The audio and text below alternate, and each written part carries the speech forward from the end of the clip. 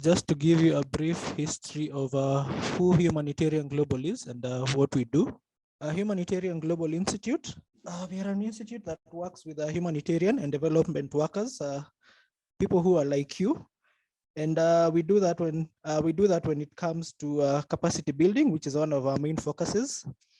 And some of the main focuses we deal with is training and learning. And we have a few programs that we are able to train over our participants, or the humanitarians, or who we call the development workers. And we've been doing that over the first 5 years, and we've been able to train about 1,500 professionals. And another key area we do is advocacy and consultancy. That is where we come up together with our pool of experts, and we're able to create a result-oriented or data-driven policies or work together in terms of work. Another key focus point of our Humanitarian Global is community development, where we work with people in the community when it comes to development projects to better the community around us. And also one of our other key focus points is we promote humanitarian and development work. And we do that through collaborating with different individuals or organizations to promote and develop work. Another key focus of ours is also we have humanitarian resources. In this way, we have blogs, discussion forums, and we also have our community, which I'm going to show you. So whenever you go to our website, as you can see, you get to the HG community. And so this is one of our special feature that we have so far, that we allow members to join. So when you go to our website, click on the HG community, and we'll join here. And as you can see, we have different levels or different categories of people, or groups, where you can join. For example, we have a meal forum. So for people who are interested in meal, you can click on the meal forum. And once you click, you are going to see different topics where you can join. For example, you can start by introducing yourself here on the new members. And then you can now join any other discussion. For example, we had a free webinar on ethics in data collection. You can click on it and join and continue with the discussion. We also have one for SBC in emergencies and early warning systems, that is for the DRRM. We have one for sanitation and wash. We have one for nutrition and food security, which is what we are doing today. We have one for the health forum. As you can see, we have different groups. So you can create an account, log in, and join one of the discussion forums that we have. And with me, I have our key speaker for the day, Irene Maregi. Irene, are you there with us? Irene, are you there with us? Maybe as we wait for Irene to join us on the chat section, maybe you can comment and let us know where you're joining from or where you're listening to us from. You can start by introducing yourself and maybe just let us know where you're tuned in from or where you're listening to us from. Hello, can you hear me? Yes, I can hear you. Okay, so I think we are ready to start, so I can begin now, if you can get me clearly. Yes, we can. Okay, so hello everyone, and welcome to today's webinar. My name is Irene Maregi. I am a facilitator at Humanitarian Global. My area of specialization is in nutrition, food security, and maternal and infant health. And today's webinar is in the area of nutrition and food security in emergencies. So we are going to look at nutrition information systems. And the reason why it is important to understand the information systems that are there when there is a food security emergency is because we need to make decisions as humanitarians in the field. We need to make decisions that are evidence-based. we need also this kind of information to make decisions not only about current situation, but also situation in the future. We need to be able to predict what might happen if, for example, we predict that there is a famine that might occur, or there is a change in the rainfall pattern. So some of this nutrition information is important, not only for the humanitarians, but also for the policy makers in the government, for NGOs, for everybody. So we are going to get right into it. So we have 4 agendas today. We are going to have the introduction where we look at what these nutrition information systems are, what the objectives are, and how do we get this nutrition information. And then we look at nutrition surveillance, its purpose, and also sources of nutrition surveillance data. And then we look at early warning systems. So what are early nutrition warning systems, and also the different types of early warning systems. And then finally, we will have an open session where we welcome you to bring your questions and also your feedback. So nutrition information systems refer to the collection, analysis, interpretation, and reporting on information about the nutrition status of populations. It's useful in guiding the process of coming up with appropriate response strategies, and mainly focuses on nutritional status, which is a well-recognized outcome of human welfare. Close monitoring of nutrition status indicators helps one understand the evolving situation of a vulnerable population. The information on rates of malnutrition have become one of the most common and reliable indicators used in emergencies.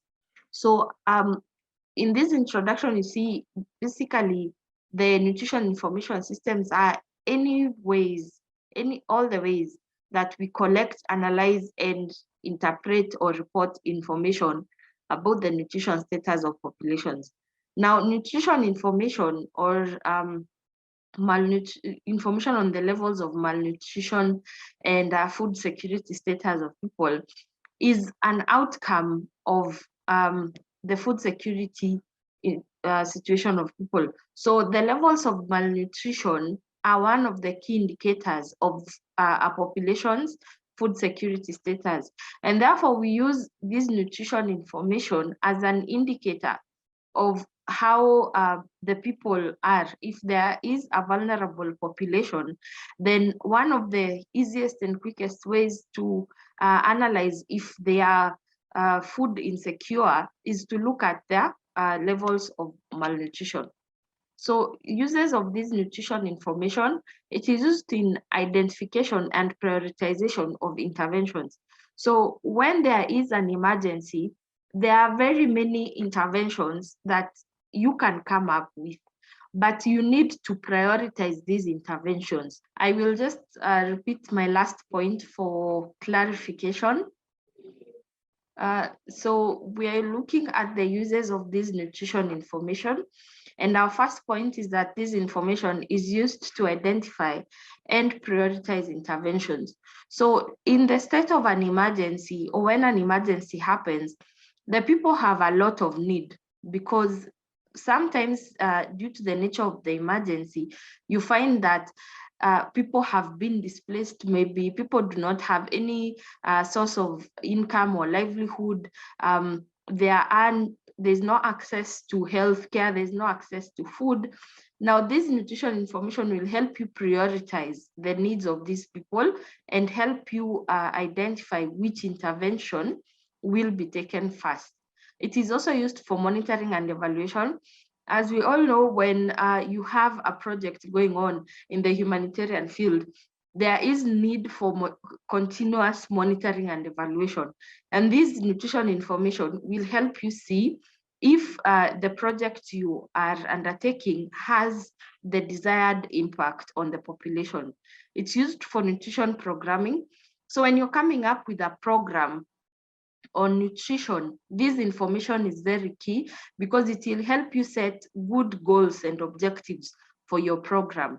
Then it's used for decision making. Now, this is broad because The decision making here refers to all the stakeholders, not just the humanitarians, but also those who are in government, also those who are overseeing, also the people as the community. It helps you make good decisions because you have a basis for making this decision. It's used for planning purposes. So especially the early warning systems and the continuous monitoring information will help you plan, because it gives you a way of being able to predict what might happen in the next few months. So you might get information that due to the rainfall patterns that have changed, for example, that there is likely to be a famine in the next 4 or 5 months. And that will help you plan for interventions that should take place during that time. It's also useful during the targeting of beneficiaries. So all projects are targeted, which means that all the interventions that you carry out have a specific target or population that you want to reach. So this nutrition information will help you identify who your target is, because it gives you a clear picture of who is affected the most and who will benefit the most from your intervention. It also helps during preparation of budgets. So every project has a budget. We all work within budgets, either money-wise, human resource-wise, even time-wise. So if you have adequate information about what is going on, then you can be able to really make the most out of the resources you have. And it also helps in identification of gaps. So sometimes you find that interventions have been made and have been carried out on populations, but there is still something missing. There is an issue that might have been overlooked by previous interventions, and therefore it will help you see where you can come in and close such gaps. In nutrition information systems, there are very important issues to consider, such as the accuracy of information, reliability of data, timelines of reporting, effective and efficient links to action, and sustainability. So for our nutrition information systems to be effective and to make a difference and to help us really be able to make these decisions in a timely manner and to be able to use them to our advantage, we have to ensure that the information we receive is accurate, because inaccurate information will be misleading and will end up inconveniencing people, because you will make decisions on information that is inaccurate and your interventions will not work. And therefore, the data should also be reliable and timely, because if you need to make a decision about the food security situation that is being projected for the next 3 or 4 months, then you need really timely information, because if you get the information too late, then it means that you will have made a decision without the adequate information.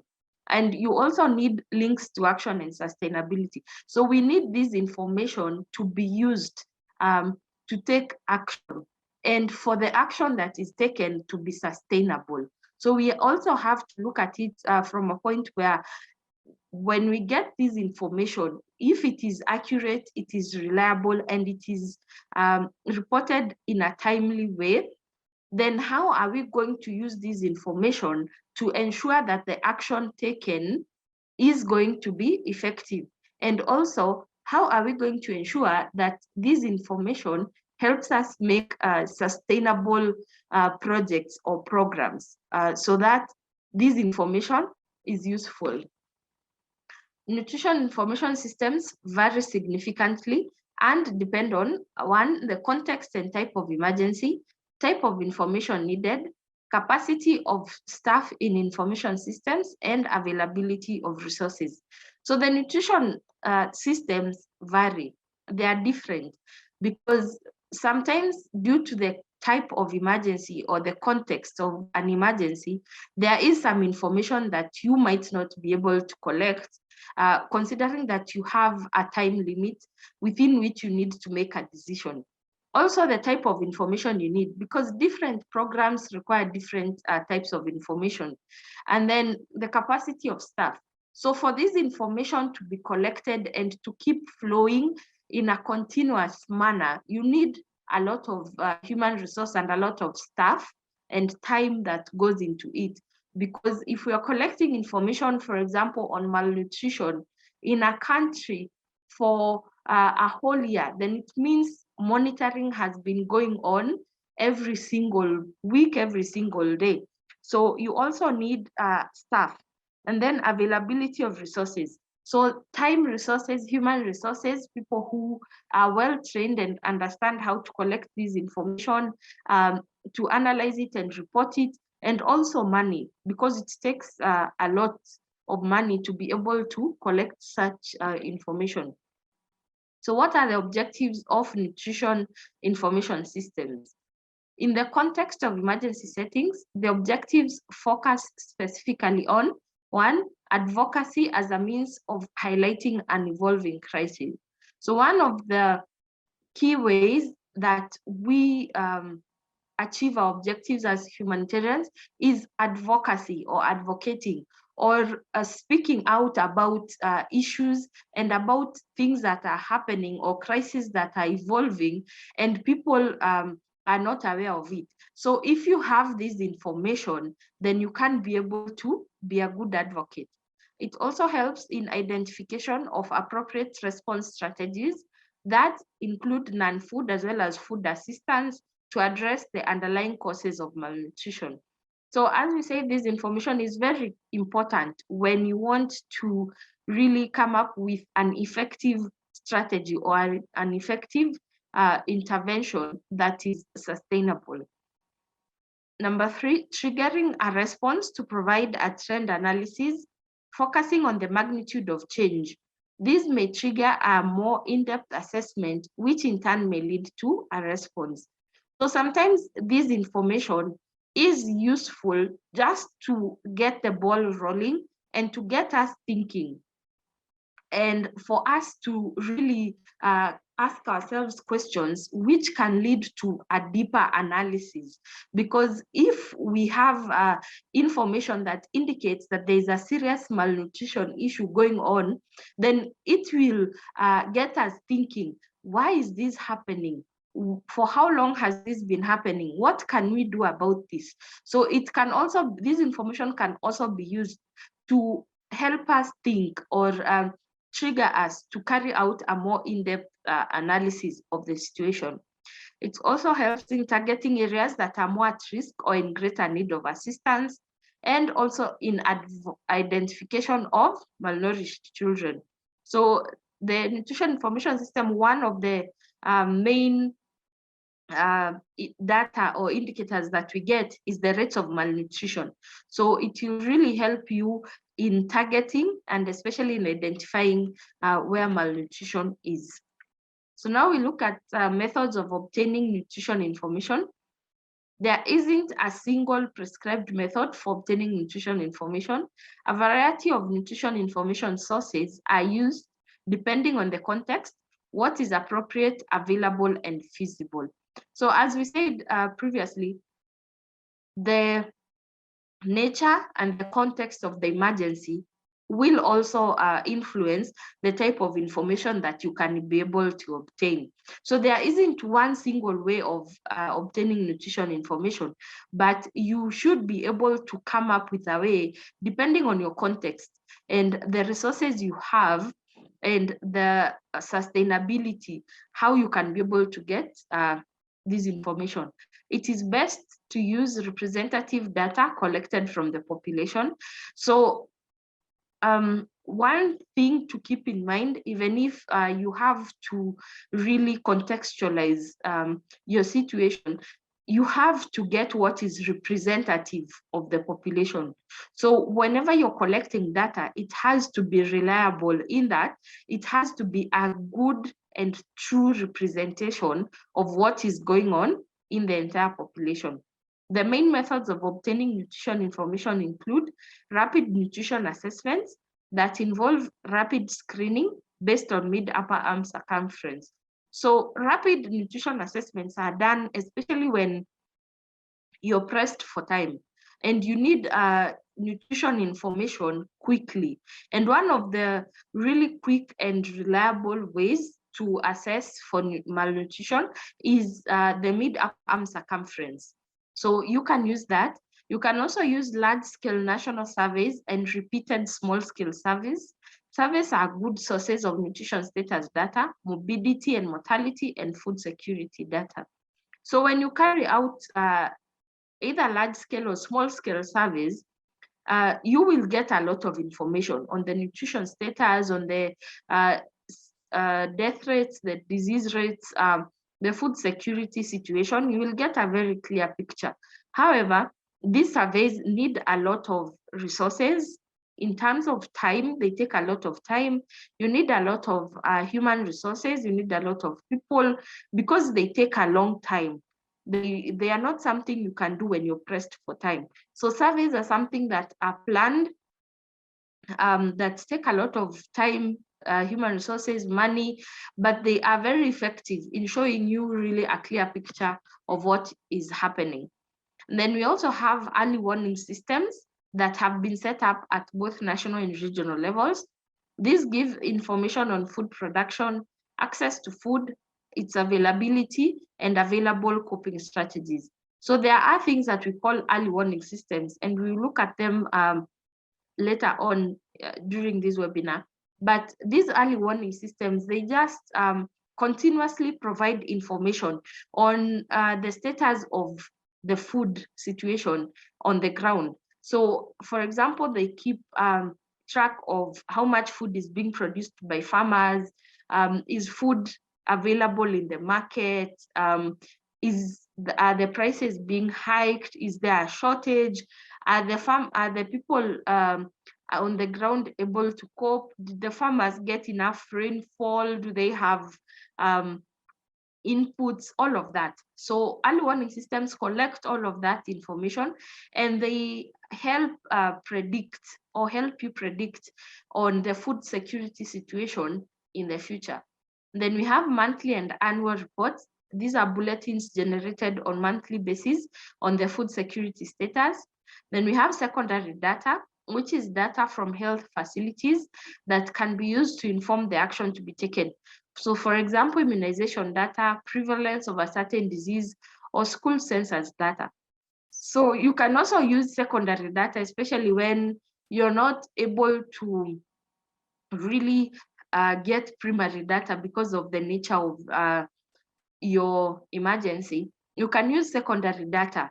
So this is data from health facilities, data from the ministry, maybe of agriculture, that will help you get a picture of this nutrition status. Then information from monitoring and evaluation. This information is useful in assessing the trend of the programs for adjustment purposes, as well as for future programming. So all programs should have a monitoring and evaluation plan and should be carrying out monitoring and evaluation, because this information can be very useful in an emergency. If an emergency occurs, you can be able to use this information to adjust your interventions. In emergencies, acute malnutrition, especially wasting among children 6 to 59 months, that is children 6 months to just below 5 years, is usually taken as a proxy indicator for the general health and well-being of the entire community. However, in certain contexts, information on the nutrition status of adolescents, adults, or the elderly may be valuable. A number of standard indicators are used to assess the nutrition status of the population and the underlying causes of malnutrition. So in an emergency, we usually just carry out the nutrition assessment of children under the age of 5 years, above 6 months under the age of 5 years, and we use it as an indicator of the nutrition status of the community. That is done mostly in emergencies when you're pressed for time, and you need a picture. You need an idea of the malnutrition status in that community. But sometimes we also include adolescents, adults, even the elderly when this assessment is being done. So it's not all the time that we only use children. We can also include adolescents, adults, even the elderly, because they are a vulnerable group, might really help us see what is happening. A number of standard indicators are used to assess the nutrition status of the population and these underlying causes of malnutrition. These include anthropometric measurements. So the anthropometric measurements in nutrition are what we say the measurements of the physical body. So that is the height, the weight, the mid upper arm circumference, and then from that we can generate the weight for height, z-scores, the weight for age, z-scores, the height for age, z-scores. We can also generate the BMI. So those are some anthropometric measurements. Then we have clinical and biochemical indicators of micronutrient deficiency diseases. So you can also watch out for signs of micronutrient deficiencies. So for example, you can watch out for vitamin A deficiency, vitamin D deficiency, iron deficiency. They are also indicators of nutrition. Then indicators to assess the underlying causes of malnutrition, such as care practices, health status, water sanitation, and food security. So the underlying causes of nutrition can also be assessed. So you can look at the care practices, you can look at the general health status of the people, the disease rates, the death rates. You can look at the accessibility to water, to safe drinking water and good sanitation. And you can also just look at their access to food, or what we call food security. Information on other indicators may also be relevant, such as mortality, that is the death rates, population displacement numbers, and shelter conditions. So also you can look at if there is any displacement that has been happening, if people have been migrating from or running away from that place, going to other places to seek food, shelter, or even care services. So data should be accurately and frequently collected. So for nutrition information systems to be reliable and for them to work, we need continuous flow of information and data. So this data should be collected, analyzed, and reported on a regular basis. The analysis process should be intensive to lead to an appropriate action. There are a variety of computer programs that can be used to analyze nutrition and related data. So there are ways to analyze data so that we can conclusively say that this is the malnutrition status of the population. The quality of data should also be very high for it to be credible. So remember, because this data is being used by a lot of stakeholders, it needs to be credible. So it needs to be of high quality. The following should be taken into account when you're interpreting nutrition information data. One, the rates of acute malnutrition in relation to thresholds for response. So a number of classification systems have been developed around which particular emergency interventions should be initiated. In addition, more specific nutrition decision trees have been developed to indicate when selective feeding programs should be started. So when you're interpreting data, you should really be keen on the rates of malnutrition in relation to the threshold for response, or what we are saying, when you should respond. So at what point do these rates of malnutrition call for a response? Then trends over time and seasonality. So nutrition data must be interpreted in relation to pre-emergency levels of malnutrition and normal season patterns. So when you're looking at this data, you should also look at it in terms of the season and also the trend. So when there is an emergency, you should consider the pre-emergency levels of malnutrition. So what is the usual level of malnutrition? Has it gone up? Has it gone down? And also the seasonality. If it's a rainy season or a drought or famine season, has this affected the food security and the nutrition? So you should also look at it in context. Then underlying causes of malnutrition. So the relative importance of food, health, and care as nutritional risk factors need to be identified so that appropriate responses can be prioritized. So you should also look at the underlying causes of malnutrition, because if you do not address the underlying causes, then your interventions are not sustainable and you will keep having the same problem. So you also need to identify the key reason why malnutrition is occurring. Then also the relationship between malnutrition and mortality. So the relationship between mortality and nutritional status is not clearly defined. In some cases, it is strong, in others, it is weaker. So this also depends on the context. In some cases, malnutrition is really a key reason or a key cause of mortality. In some cases, it's a key cause of morbidity. In other cases, it is really not that significant. So you should also look at this relationship. Is this malnutrition posing a danger to the life and health of the population?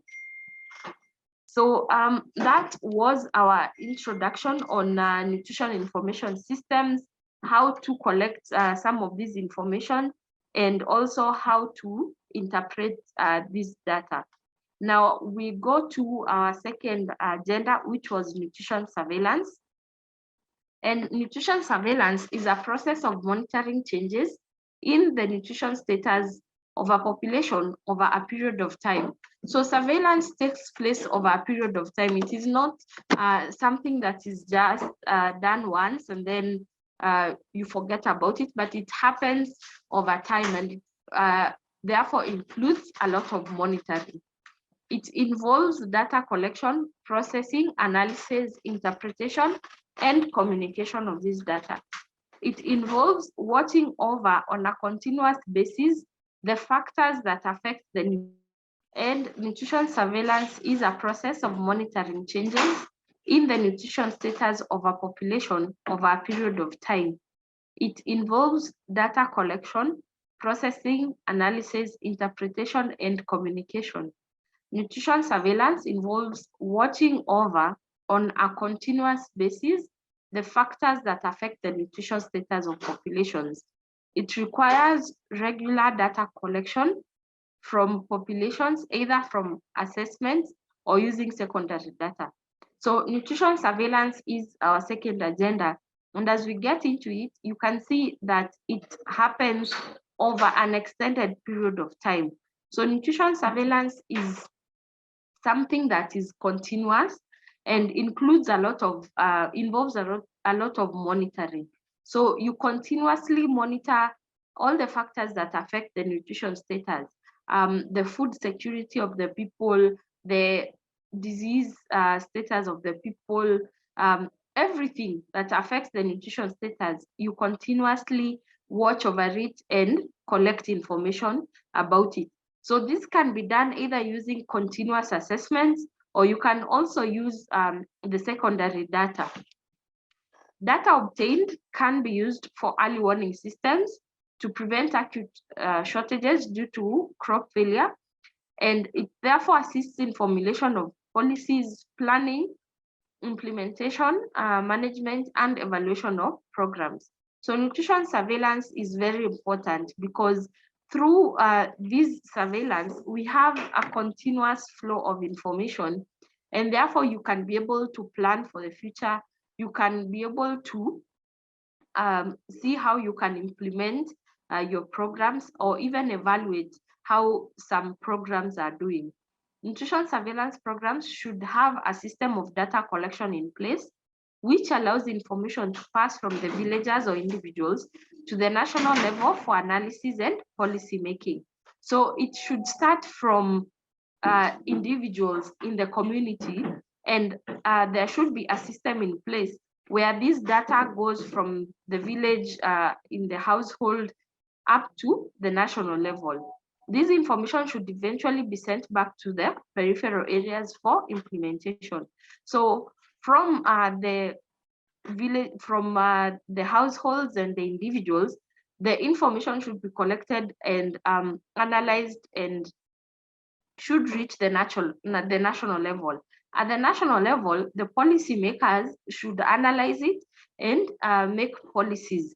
And then these policies or the information on these policies should then be sent back down to the peripheral areas so that the information that was sent can make a difference, and so that there can be policy changes. So what is the purpose of nutrition surveillance? So nutrition surveillance is a vital indicator for the overall health and welfare of populations, especially where regular demographic and health surveys are lacking. So it helps us know the overall health and welfare of a population, because sometimes it is not feasible to have continuous health surveys every so often. But where there is surveillance, you can also be able to get this information. Surveillance data is critical for making decisions that will assist in improved nutrition outcomes of a population, when to start or phase out a nutrition program. So it will help us really know when it is necessary to start an intervention, when we can start a nutrition program, or when the nutrition program can be phased out. Nutrition data can be used in crisis mitigation, especially as an early warning indicator to respond to threats such as drought or disease outbreak. Data collected also helps in providing baseline information on nutrition, socioeconomic factors, demographic characteristics, food security, and cultural aspects of a population. Information is also important for decision-making on program planning, management, monitoring, and evaluation. So these are some of the reasons why we really should consider having nutrition surveillance systems in place. So where do we get nutrition surveillance data? So there are primary sources of this surveillance data, and there are also secondary sources. So primary sources are individual nutrition assessments that are carried out either at the household level or even in health centers. And then food consumption patterns. We have household compositions, type of shelter or housing of these people. Then we have water and hygiene practices and food practices. So the primary sources of data is basically data that you collect firsthand. So you go to the ground and carry out nutrition assessments. You look at their food consumption patterns. You look at the type of shelters they have. You look at their water and sanitation situation, their food practices, their cultural practices. All the data that you collect yourself firsthand is what we are referring to as primary sources of data. Then we have secondary sources. Now, this is data that you get from, for example, the Ministry of Health, which keeps records on infectious diseases, statistics, the infant mortality rates, hospital admissions, monthly morbidity or illness reports. And then Ministry of Education also has some information on school children attendance, school enrollment, the rates of school dropouts, and some reasons maybe due to famine. You have nutrition institutions that are in place, and these institutions have reports on special studies or surveys and information on food surveys that they also carry out. If you have a Central Bureau of Statistics, you can get demographic data on the population. Ministry of Planning and Economic Development will give you information on economic indicators and surveys on household expenses and food consumption patterns. And then Ministry of Agriculture, which is very important when we are talking about food security, will give you information on crop yield. That is how much crop was produced by the farmers. It will give you information on market prices, also on the condition of livestock and the food security situation in general of a country. So those are some of the sources of information that you can use to come up with nutrition surveillance data. Now we will look at early warning system, which we said is very key, and which we have seen that nutrition surveillance can also be used to inform early warning systems, and can also be used to help us predict of food security situations in the future. So an early warning system is an essential management tool for safeguarding and improving food security. This system continuously monitors the food supply and demand situation. So the early warning system is just a way of looking at the food security status of people. So on a continuous basis, it looks at the food supply side of the food security and the demand supply of it. So it looks at if the food supply is able to meet the demand, or if the demand is more than the food supply can meet. It regularly provides the international community with timely and accurate information on crop prospects and the food security situation on a global, regional, and national basis. So the early warning systems are from a national basis, and then from a national basis, we have a regional early warning system, and then on a global scale. So at any one point in time, you can get to know the food security situation nationally, or in a region, or even globally. So an effective early warning system, one, provides sufficient lead time between prognosis and actual occurrence of food shortages or surpluses.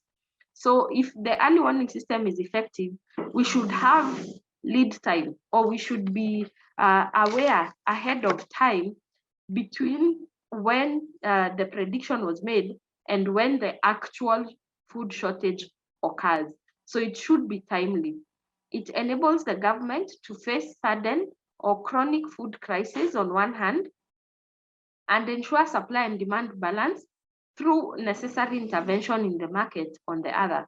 So this is mostly used by the government, so that the government is aware that there is a looming crisis, either a sudden or chronic food crisis, and then it should also be able to inform necessary interventions. So it should warn the government, and also be able to tell us what we can do to solve these food crises.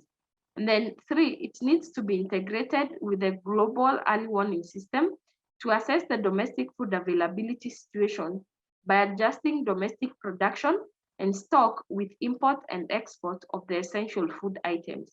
So the national early warning system should also be integrated within the global early warning system, because as we have said, it should be from a national level, regional level, and globally. So your early warning system should also be integrated into the global system. Early warning systems are categorized in relation to generations. So there are 2 types of generations in early warning systems. So the first generation early warning system, and these are supply focused and based on the indicators of aggregate food availability, like food production and food supply. Then the second generation early warning system use multi-indicator approaches, which include access variables like socioeconomic indicators and coping strategies. So in the first generation, we only look at the supply side of the food, because we have the demand side and we have the supply side. So the first generation only looks at the supply side of food security. So it looks at all the factors that affect the supply of food. So it looks at food production and all the factors that will affect that, food supply and all the factors that will affect that, market availability and things like those. But the second generation one looks at everything. So it looks at all the variables or all the things that affect food security, whether it's the demand side of it or the supply side of it.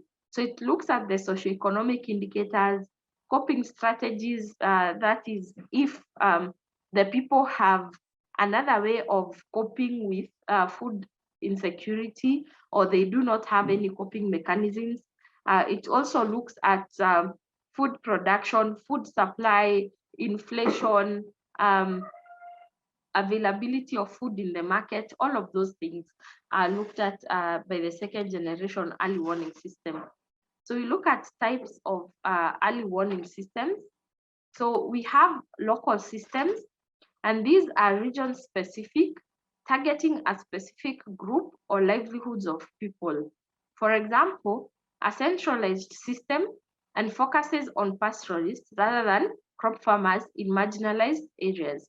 It monitors sequential deterioration of environmental, economic, and human welfare.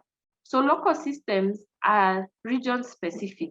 So if you have an early warning system in place, for example, where you are monitoring the food security status of pastoralists, then that will be different from an early warning system that is in an area where there is crop production, and you're looking at the crop production of farmers, if they have inputs, if there was a shortage of rainfall, if input prices of things like fertilizers and seeds have gone up, and if they have storage for excess crops and all that, that will be different than where the local system is focusing on pastoralists. Because when you're focusing on pastoralists, then you will look at the drought and famine situation. Are these people getting rid of their livestock? Do they have an alternative means of livelihood? Are people migrating from one area to another in search of food for their animals and all that? Then the system has been used to predict and trigger a timely response to food crisis caused by a combination of drought and livestock raiding. So when you have a local system, it helps you trigger a timely response, because, as we said, the early warning systems are continuous. So if, for example, you see that there is drought, and that means that in the next 2 months, because of the drought, the pastoralists will start migrating or will start getting rid of their livestock because there is no food, then it will help you come up with a timely response to this crisis. So the main agenda or the main objective of an early warning system is to help you come up with an intervention and apply that intervention in a timely way, so that the people are not affected negatively by these crises. So it really helps when you have a local system, a local early warning system. And then we have national systems, and these are called food insecurity and vulnerability monitoring systems. And in this case, we will look at the FIVIMS in Kenya. So Kenya has its own FIVIMS, and it's under the Ministry of Planning. And this is a body that is made up of many organizations that all oversee the food status of the country. For example, the Kenya Food Security Steering Group and the Kenya Food Security Meeting. So FIVIMS is basically a national system, and in Kenya, it's under the Ministry of Planning. And therefore, this body has many stakeholders. It is not just a role of the government. So we have some committees that are involved in this. And the Kenya Food Security Steering Group is a technical and policy advisory body to all stakeholders on food security. And it is responsible for developing and implementing mechanisms to coordinate the flow of drought management and food security information in the country. So for example, one of the members of this FIVIMS group is the Food Security Steering Group, and this group is responsible for developing or coming up with mechanisms to ensure that there is drought management and there is flow of food security information from all over the country. The Kenya Food Security Meeting is a broad grouping of all organizations at national levels with interest in food security. So here, as you can see, this KFSM, the Food Security Meeting, is made up of a lot of stakeholders as long as they have an interest in food security. So that includes people from the nutrition sector, people from the humanitarian sector, the NGOs, the community-based organizations. Everybody who has an interest in food security is also represented in the national monitoring system. And the purpose of this is to build trust among partners. It includes all the ministries that are involved, all the donors, NGOs, and the UN agencies. So as you can see, in a national early warning system, we include all the stakeholders. And this is very important because we need information from everybody. We need information from the NGOs about the malnutrition status in the communities. We need information from the ministries. For example, the Ministry of Agriculture needs to tell us the levels of rainfall, crop production, if we have enough food stored in case of an emergency. We need the donors because they are funding a lot of projects in the country in relation to food security. And we also need the UN agencies because like the World Food Programme is a branch of the UN agencies, and they are really key stakeholders in food security. So FIVIMs were developed in response to donors' demands, particular the need for comparable, cross-national, forward-looking early warning analysis to support resource allocations and other planning processes. So the national systems were really set up to meet the demands of donors, especially because there is need for analysis and there is need for getting information that is reliable, that is timely, so that resources are allocated in line with upcoming needs, so that we can make the most of these resources, and so that there is also a plan in place so that we do not end up with crises in the middle of a food security crisis, and we could have had early interventions put in place to avoid such crises. They are meant to provide decision makers at the country, regional, and global levels with reliable and timely information on the incidents and causes of food insecurity in order to take actions. So the national system, or the FIVIMS, is also concerned with the underlying and the basic causes of malnutrition. Because as we know, there are three main causes of malnutrition. There is the immediate cause, there is the underlying cause, and there is the basic cause. And the immediate cause, as we know, is disease. If there's disease or if there is inadequate intake of food, then this person is likely to end up with malnutrition. But we can not just address the basic causes. So if we keep giving people food or providing food, and we keep coming up with programs or projects to ensure good food security and good healthcare, but we also need to look at the underlying causes. So why are these people not getting enough food? Is it because there is poor crop production? Is it because they do not have access to a good market? Is it because these people do not have challenges when it comes to farming inputs?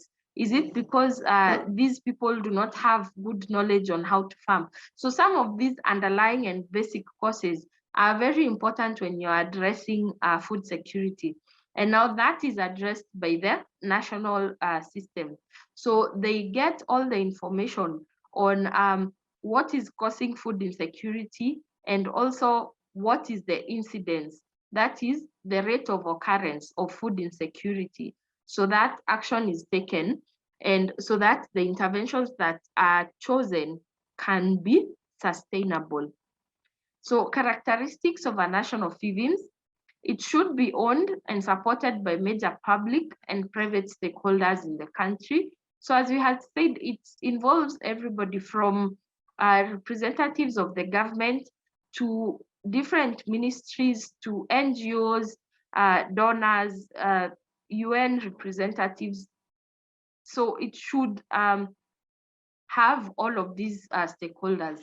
It should be able to provide answers to basic food situations, such as who is food insecure, where are they located, why are they food insecure, and when are they normally food insecure.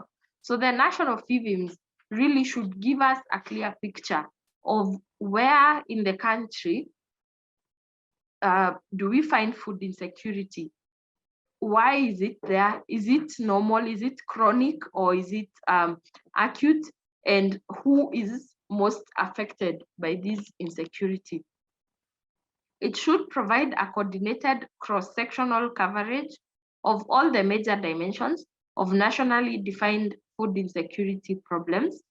It should provide quality and up-to-date information to allow effective actions to be taken at appropriate times. It should monitor the progress towards meeting goals of the World Food Summit and the Sustainable Development Goals. So at the end of the day, we want to eradicate food insecurity. So it should also ensure that all the actions that are being taken are working towards achieving this goal in the Sustainable Development Goals, and should also ensure that the information is of high quality, is up to date, that is, it is also timely. So there are different approaches of FIVIMS, or the National Early Warning Systems.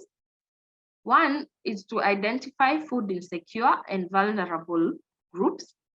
Two, estimate numbers and determine the degree of inadequate food consumption and undernutrition. Three is to ascertain reasons for food insecurity and vulnerability, best analyzed by the livelihood approach.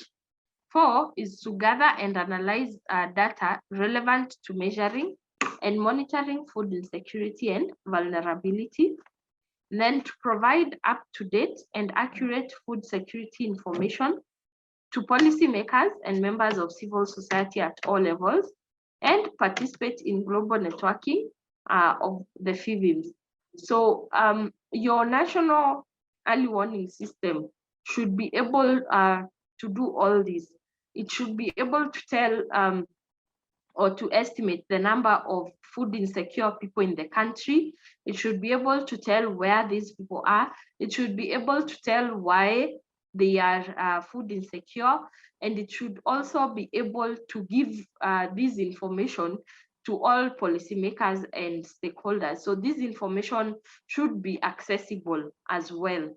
Then we look at the final type of early warning system, which is the global early warning system.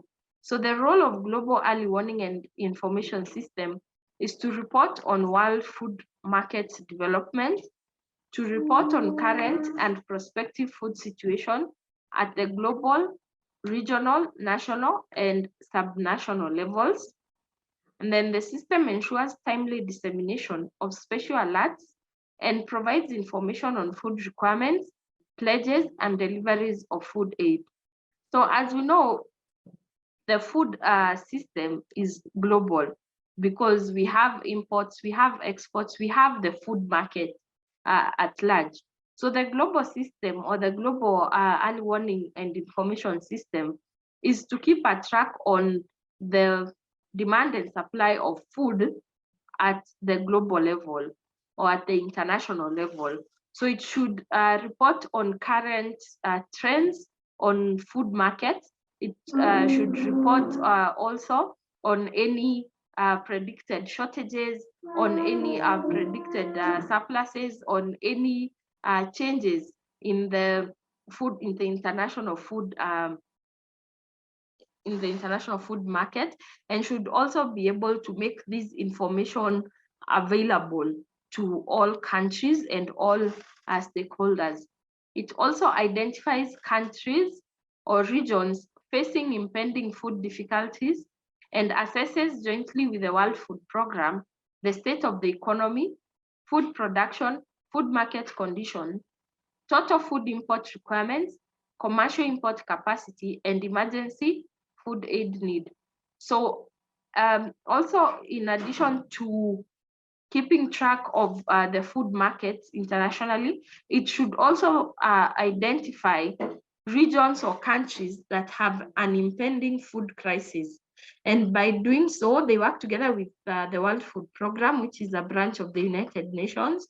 It helps the donors or in the international community be able to come up with timely interventions and see which country will need emergency food aid, which country needs more imports, which country also needs more support at the global scale. The global system also assists in training or capacity building for national and regional early warning systems. So it helps governments and local early warning systems by training them and showing them how to collect this data, how to analyze this data, and also how to report this data, because all the systems work together, because the national system depends on the local systems to get timely and credible information. And then the global systems also depend on the national systems, because they get information on the food security status of countries from the FIVIMS, the national early warning systems. And that brings us to the end of the nutrition information systems in an emergency or in food security, because as you can see, we have covered a lot. We have looked at various ways of collecting nutrition information. We have looked at nutrition surveillance, and we have looked at the early warning systems. So the different types of nutrition information will help you in different contexts.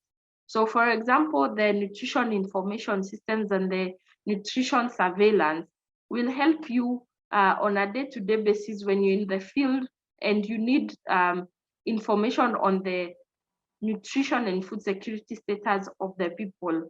But even so, the type of information that you can collect or you can use is really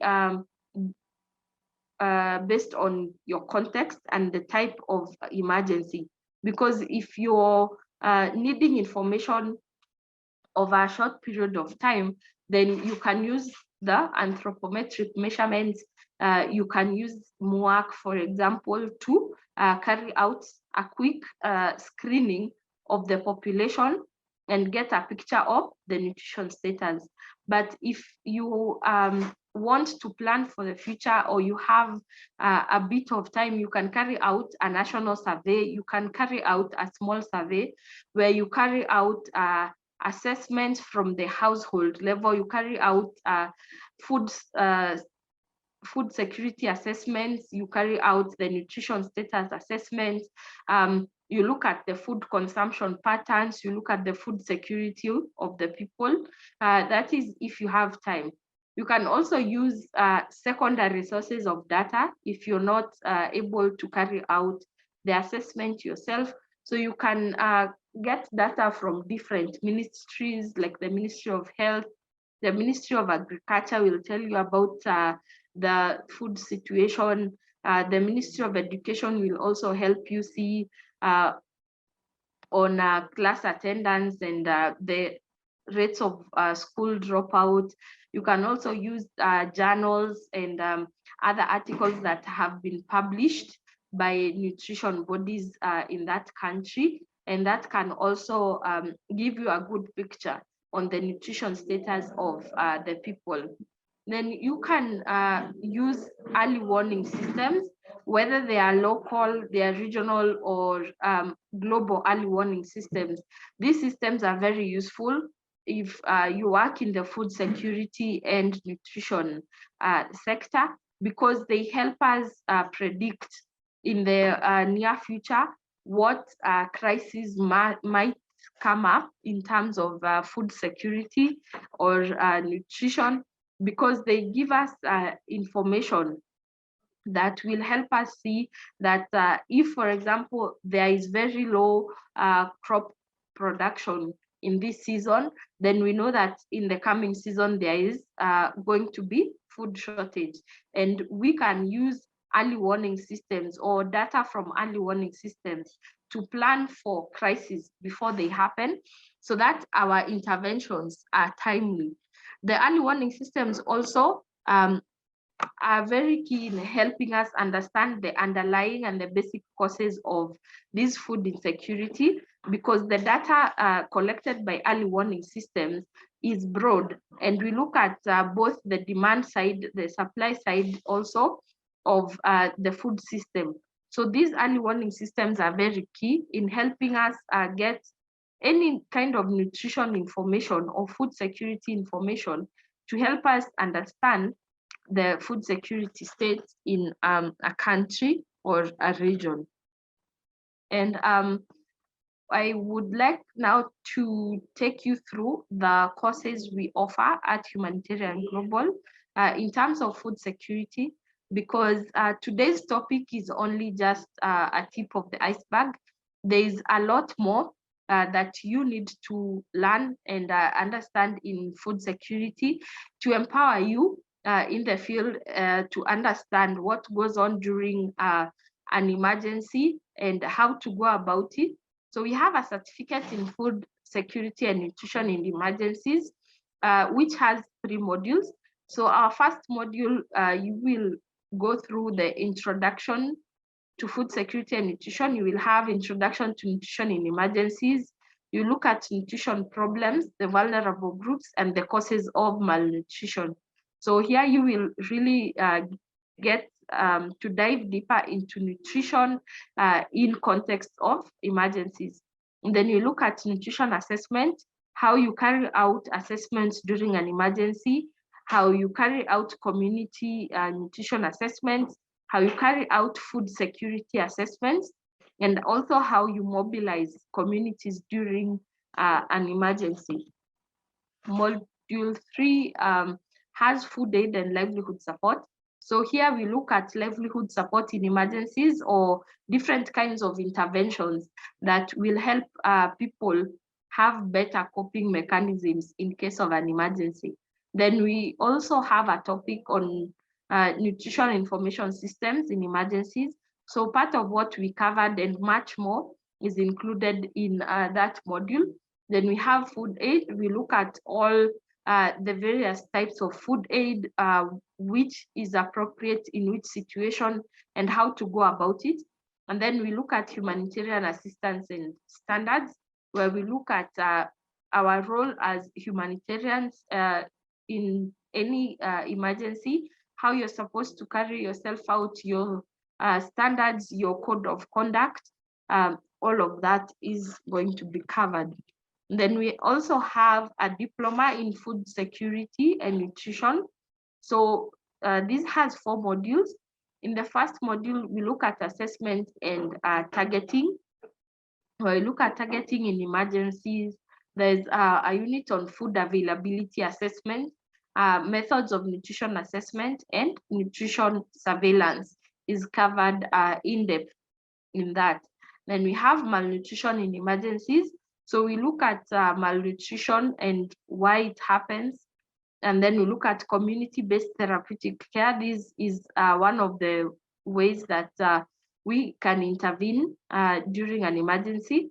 And then we look at both the outpatient and inpatient management of malnutrition, because sometimes you are not able to carry out inpatient malnutrition, but there is a way you can help resolve malnutrition using outpatient and community-based therapeutic care.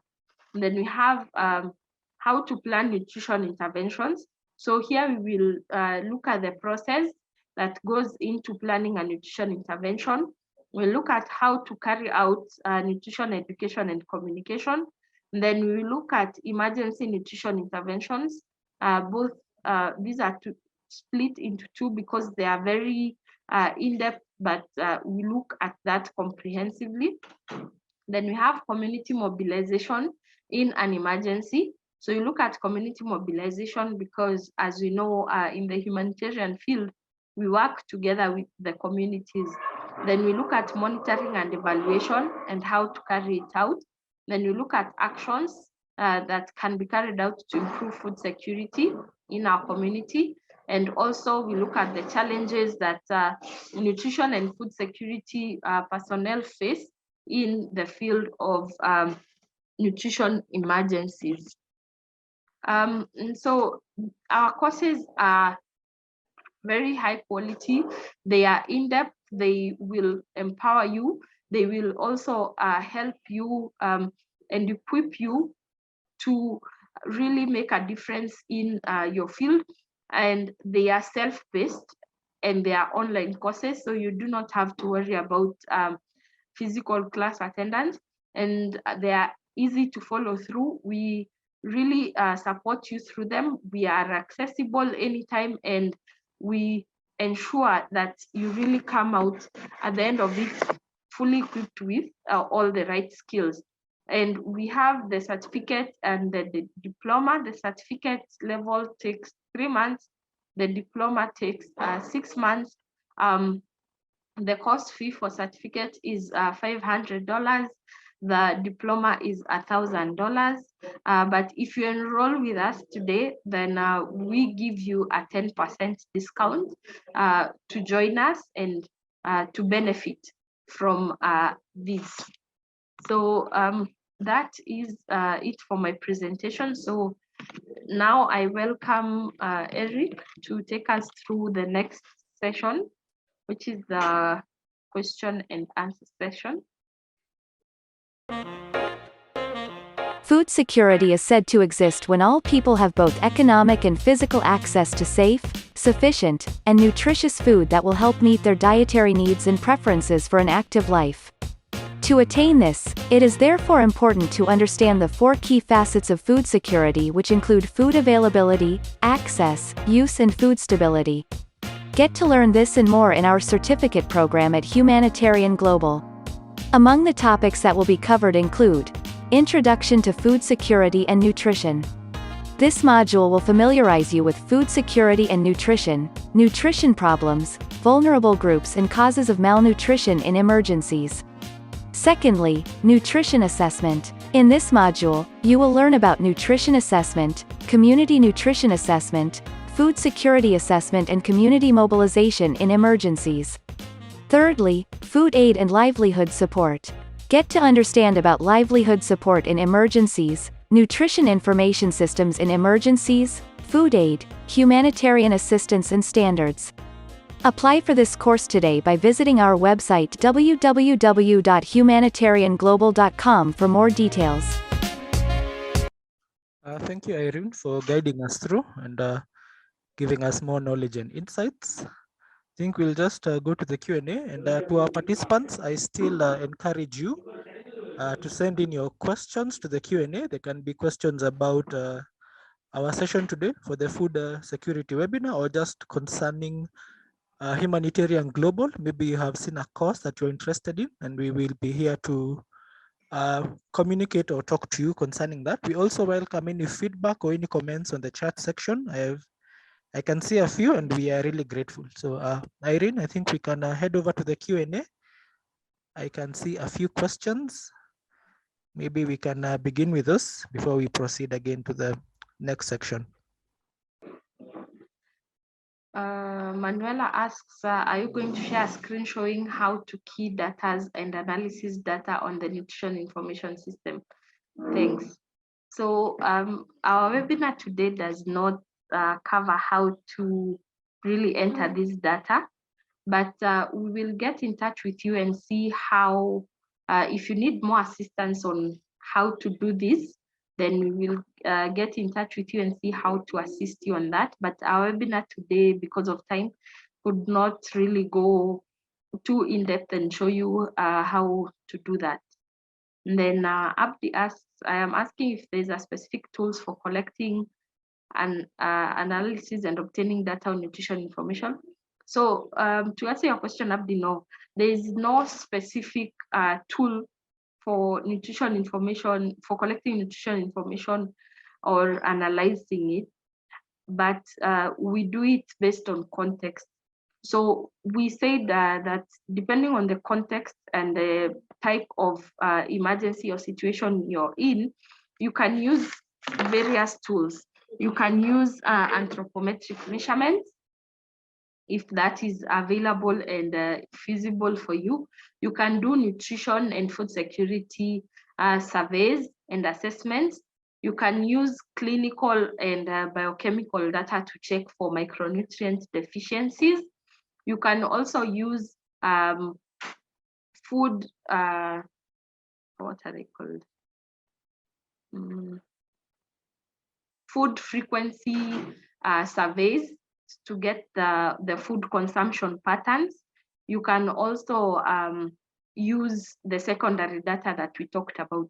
So there is no specific tool that you use. You use it depending on your context. And then Anonymous asks, do we use nutrition survey or surveillance for collection of baseline information? Yes. So you can use this information, the nutrition information, as a baseline before you implement your project. So that is one of the uses of this information. And then Michael asked, which agencies are leading the global and regional early warning systems? So the UN agencies, especially the World Food Program, that is where you will find the global early warning systems. It's where you will find all the data on the food security status globally and even in regions. And then do you provide courses of data management? I will let Eric answer that, but yes, there are various courses on that. So Abdi, Mr. Eric will get in touch with you about that. Abdi, I will write you an email. I think we can proceed, Irene. I think those are all the questions on the question and answer section. I have answered all of them. There are not very many. That's okay. I think I still encourage our participants to keep on sending the questions. If you have any question, like I had said earlier concerning our webinar today, or Humanitarian Global as a whole, I still encourage you to send in a few questions. I think we can move on to the next section as we wait for the questions. And here we will allow our participants to talk to us and ask a question to you. And to do that, you simply raise your hand and I will give you an opportunity to talk. And I can see one person already. We have Michael Lege. Michael, are you there with us? Yes, Eric, good morning and thanks for the great presentation by our sister. Thank you, Michael. Yes, I asked a question on the key on the chat, and the answer was I need more information about the answer. He said is the leading agencies for this food nutrition information, the global and the regional level. She mentioned WFP. Is there no other UN agencies or any other non-UN agency that is leading in this information, the early warning information system? Thank you. Okay, thank you for your comments and your question. So far, I am not aware of any other agency internationally that collects information internationally on food security situation. So I might need to look deeper into that, but so far the only agency that I know provides this kind of information is the World Food Program and the UN. But I will look further into that. There might be another one that I am not aware of. So thank you for that. I will look into that and get back to you. Okay, thank you so much. Thank you so much. And at least from some of our sources is that the FUSENEST is a regional body by USAID, and then also FAO that we are being working together, and there's been mentioning that they are also at the level of the region and the global, like a global the information early warning system by FAO. And I would love really if you could get a source from the Humanitarian Global so that at least we use the global references in whatever we do. Thank you. Okay, thank you for your comment. We will look into that. Thank you for that, Lege.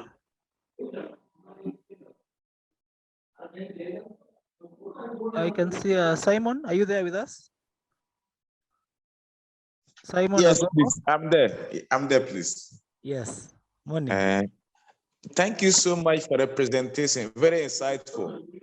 I have a bit concern. For instance, during the COVID-19 pandemic, during the peak period, where there was lockdown, we saw how the politicians, especially in Ghana, they took it upon themselves and they were distributing food to the homeless and those who didn't have place of residence.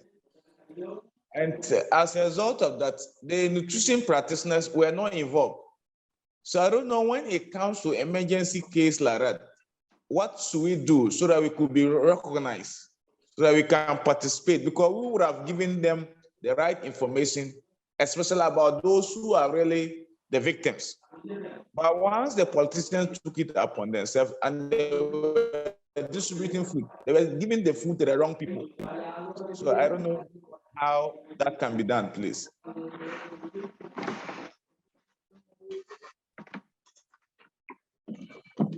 Thank you for your question and your comment. And I think that one of the main ways that you can secure your participation is by ensuring that your efforts are well coordinated, that there is coordination between the different stakeholders.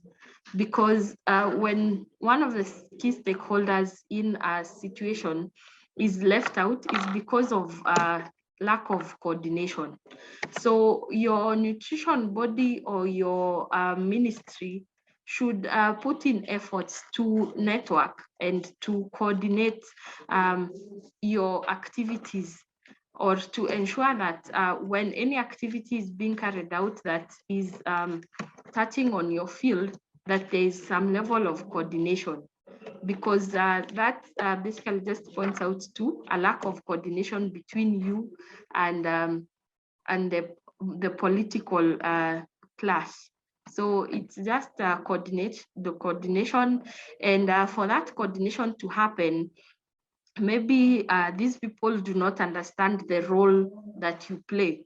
So there is also need for advocacy and sensitization about your services and why they're important and how they help the community.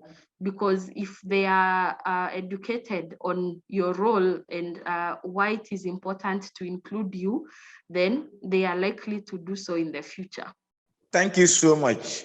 I'm very pleased. Okay, you're welcome. I can see Riek Rial.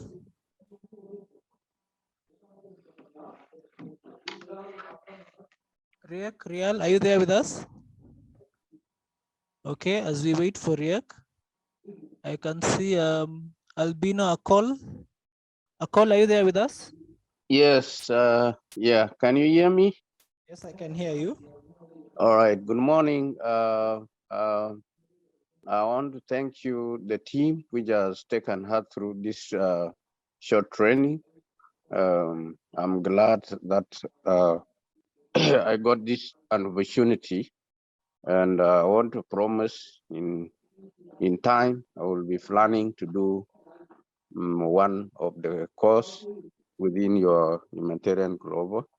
I don't know when, but I will be in contact with you. Actually, I was to ask question, but my question I answer myself around this course, simply because Mrs. Erin has put it that the nutrition in emergencies or civilian, or all those are encompasses in nutrition emergencies are based on the contextual framework, which is actually, for example, if he has talked about the steering committee in Kenya that's dealing with this. Meanwhile, it might not be another country. For the case of South Sudan, I'm in South Sudan. So I came to know that because she has enclosed that this thing can only be on a contextual framework. It's based on contact. So I have no question to force after that. Thank you. Thank you for that. I can see Riek Rial. Riek, are you there with us? Riek Rial, are you there with us? You may unmute your microphone. Okay, as we wait for Riek to join us, I can see Duki bin Samai. Duki, are you there with us? Duki bin Samai, are you there with us? Duki, are you there with us? Yes, morning, Eric. Morning, Duki. Yeah, thank you so much, and Madam Irene, for the great facilitation, especially in South Sudan. I am certain that the nutritional status of the most vulnerable population groups is likely to deteriorate further due to poor health systems and socio-economic impacts of floods, political instability, and inflation.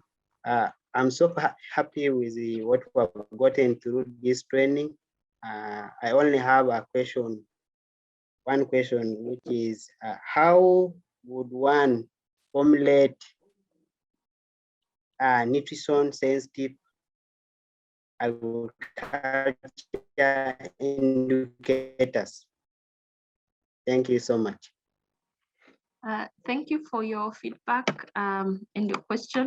So you're asking how you can formulate nutrition sensitive agricultural indicators. Okay.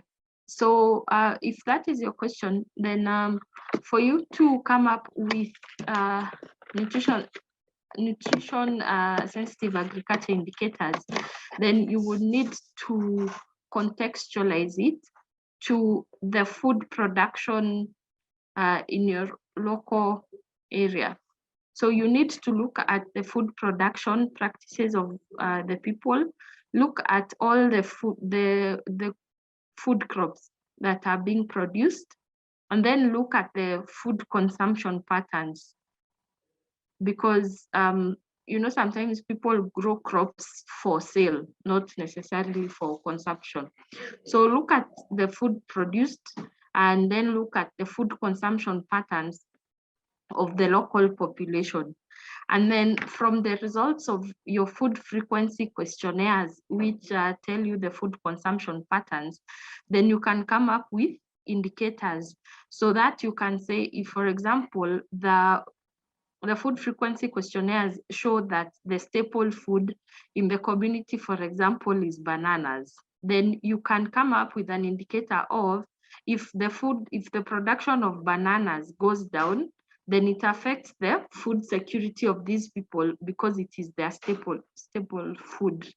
Or if their staple food is maybe maize, then you can come up with agricultural indicators that show if the production of maize goes down, then the food security of the people also goes down because it is one of their main food products. So you have to start from looking at the foods that are produced locally, and then look at the consumption patterns of this food where you are, and then look at how these food production affects the consumption. Thank you so much. Okay, you're welcome. So you have to start from the farm. Look at what is being produced, look at what the people are consuming, and then make a connection between what the people are eating and what they are producing. I hope that is clear, Duki. Yeah, the information is received, well received. Thank you so much. Okay, thank you for that. I can still see another hand up. We have Bernie Augustine. Augustine, are you there with us? Bernie, you can unmute your microphone. Hello, Yes, Bernie. can you hear me? Yes, I can hear you loud and clear. Okay, thank you so much. I have a very simple question on the topic. How can we prevent micronutrient deficiencies during the time of disaster in relationship to the food insecurity? So that is my question. Okay, thank you for your question, sir. So you're asking how we can prevent micronutrient deficiencies when there Yes, is a crisis. yes, So the only way to prevent this is because most of the time when there's a food security crisis, the people are relying on food aid, right? yes, So we should ensure that this food aid contains micronutrient-rich foods by ensuring that they have a balanced diet. So we ensure that the food aid we are giving them does not consist only of cereals or only of starches, as is usually the case. So we try and give a variety of foods when we are giving food aid. We can also give micronutrient supplements if the micronutrient deficiency levels are very high. We can give supplements. We can also give foods that have been supplemented with micronutrients, or foods that have been reinforced with micronutrients so that they do not get micronutrient deficiencies.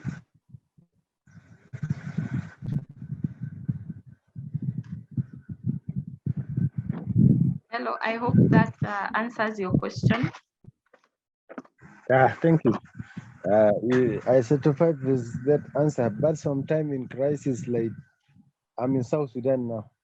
In South Sudan, sometimes this kind of emergency relief where these micronutrient deficiency are met are not always available. So the certain group that are exposed to a severe kind of these micronutrient deficiencies related problems. So I think that thing can work.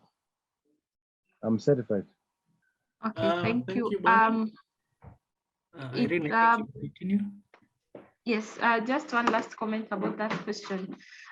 If there is very high levels of micronutrient deficiencies, it might indicate a need for a micronutrient immunization, like you need a program to give people micronutrients, because there are micronutrient supplements that can be given. So it might be an indicator for a need for a project to address that, especially if the people are dependent on food aid for a very long time. So it becomes a chronic problem.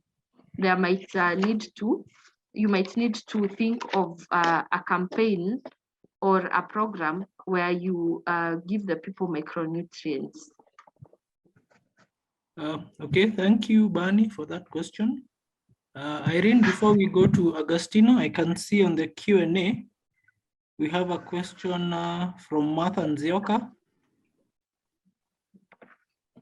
Okay, I think before we address Martha's question, let us look at the previous ones. So we have Barney who asks, how can we respond to food insecurity in hard to reach areas on the onset of an emergency? So responding to food insecurity on the onset of an emergency requires a lot of coordination from various stakeholders. So you need to coordinate your efforts, especially if it is hard to reach. Then you need to look at the logistics of how you're going to reach there, how you're going to distribute the food. So this requires multiple stakeholders. That is what I can say about that. And then Martha asks the MWAC cutoff points for adults during screening. So the MWAC cutoff points for adults, less than 19 centimeters is severe acute malnutrition. And then 19 to 22 centimeters is MAM, or moderate acute malnutrition. 23 centimeters and above is normal. So I hope you got that, Nzioka. And then Michael asks, is it possible to share some case studies on nutrition sensitive agriculture? Yes, we can share some of those examples, but we will get back to you on that, because we cannot answer that in this session right now. But Michael, we will get back to you on that kindly. I think that's the last question. To our participants, I still encourage us to keep sending in the questions. And if you want to ask our facilitator of the day a question, you can simply raise your hand, and I will give you a chance to ask her question. We also welcome any feedback or comment in the chat section. I think I have been seeing a few comments, and we are grateful, and we say thank you. Barney, I think we are okay. We still welcome more questions from you. Any feedback or any comments? My colleague, Michael? Yes, Eric, thank you so much. I think really thank you for motivating us to ask more questions. My question goes to the setting up the nutrition information system. And this seems to be a very big challenge with us here in the country. The issue of sustainability.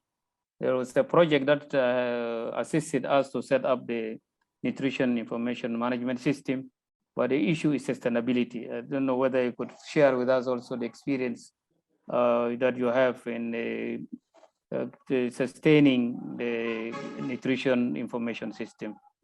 Thank you.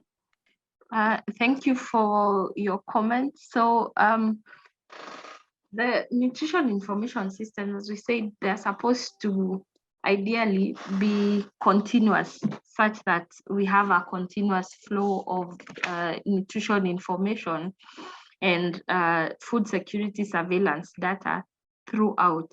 So the challenge with sustainability or sustaining this flow of information, I think universally every region and every country has their challenges, because the challenges range from lack of enough human resources. You do not have enough trained personnel to collect this information.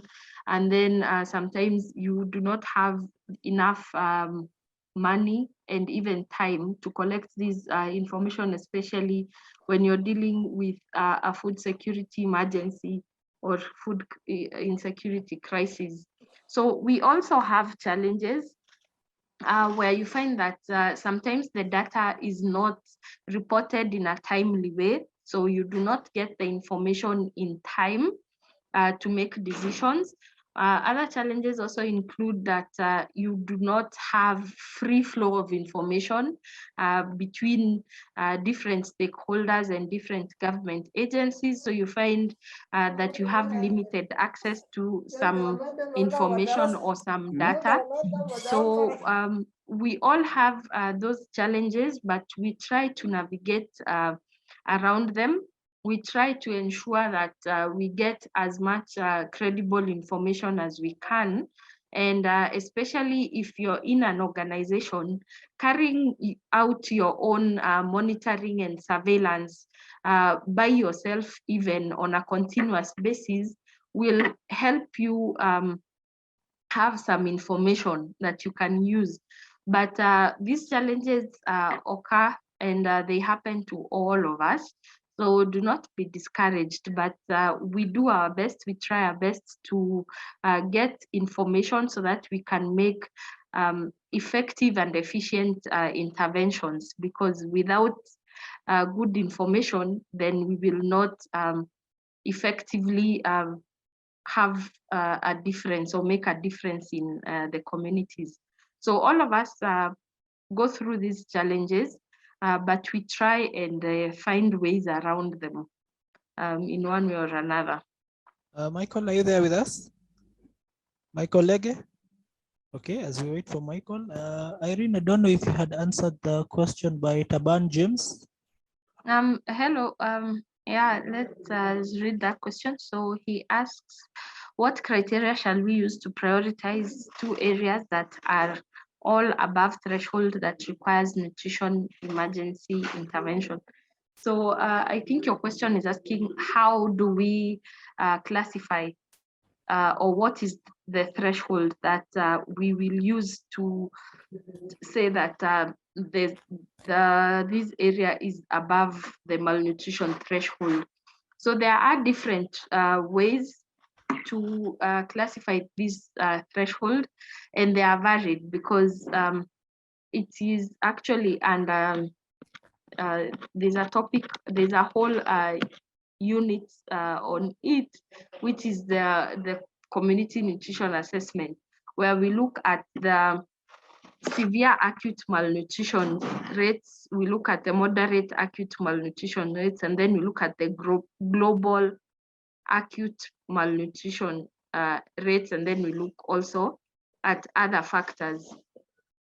So this is a broad question, and but there are various percentages where you find that if the rate of severe acute malnutrition together with the rate of moderate acute malnutrition surpasses a certain percentage, then that calls for an emergency intervention. So I will get in touch with you, James, and I can see how you can get all the notes on this, because they are very wide. There are a lot of factors that we consider. There isn't just one specific threshold that we use in all situations. So I will get in touch with you and see how you can get that information kindly. Thank you for that, Irene. I still want to encourage our participants to send in their questions or raise their hand if you want to ask a question. questions that we do not want to leave unanswered. So I encourage you to send in your question. You can raise your hand and I will give you an opportunity to talk. Irene, it looks like we have exhausted the questions. Yes, Eric, it would seem so, but we still invite all our participants to join us in our live chat sessions so that we can continue the discussion, because food security is a very wide area that we might not be able to exhaust collectively right now. So we encourage them to continue the conversation. Any questions, any inquiries, we will get back to you. We will get in touch with you, and we will help you understand anything that you want to get clarification on about food security and about nutrition in emergencies. Yeah, and to do that, I would like to again show our participants how they can join the forum. I think I have left a link that is going to show you a link you can use to join our forum. And once you click on the link, you're going to get such a page, or you can simply go to the Humanitarian Global website, and we have a link written a link written HG community. And once you do that, you can going to get such a page where you will be required to create an account and log in. And once you do that, you can scroll down. As you can see, as I had said earlier, we have a different forums depending on the course that you are interested in. For example, we have a meal course, and here we have a meal forum. And for today, we have one of our forums for nutrition and food security, where you can click on it. Once you click on it, it's going to bring you to this page. And what you can do is simply click on the new topic, and this will prompt another small page. And here, maybe you can write something like food security question, Then of course, yeah, then when you come here now, you can type in your question. You can type in your question here. And our team of experts, who include our facilitator of the day, are going to reach out to you, and they are going to be answering any and all your questions. Ladies and gentlemen, due to time, you are going to allow us to bring our session to the end. Thank you so much for joining us this morning or this afternoon, depending on where you are. And for the slides and the notes, for you who are asking, yes, we shall be sending the slides and the recording of these sessions to your emails. Remember, when you registered for the session, we were able to get your emails, and that is what we are going to use to be sending the recording of the session and the slides. Thank you so much for joining us today. We shall be seeing you in our next webinar, hopefully. Continue to follow us on our social media platforms for you to know the dates of the next webinar, and have a good day.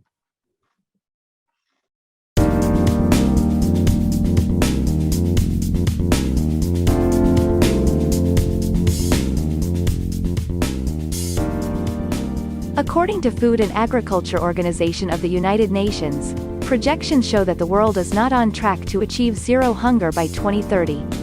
Additionally, majority of the indicators are also not on track to meet the global nutrition targets, with a further deterioration being projected due to socio-impacts of the COVID-19 pandemic. A solution is required to help humanitarians get knowledge and understanding of the main concepts of food nutrition and malnutrition, food security, and how they impact livelihoods to steer the world achieve zero hunger. Undertaking a diploma in food security and nutrition in emergencies prepared by Humanitarian Global ensures you get in-depth knowledge and understanding in assessment and targeting in emergencies. In the first module, participants get to learn more about targeting in emergencies, food availability, methods of nutrition assessments, and nutrition surveillance. Malnutrition in emergencies. The second module tackles malnutrition in emergencies, community-based therapeutic care and both outpatient and inpatient management of malnutrition in emergencies. Planning nutrition interventions. Get to learn and understand more about planning a nutrition intervention, nutrition education and communication and emergency nutrition interventions. Community mobilization in an emergency. In the last module, participants learn about community mobilization during emergencies, monitoring and evaluation in nutrition emergencies, challenges and actions to improve food security in the community. Apply for this course today by visiting our website www.humanitarianglobal.com for more details.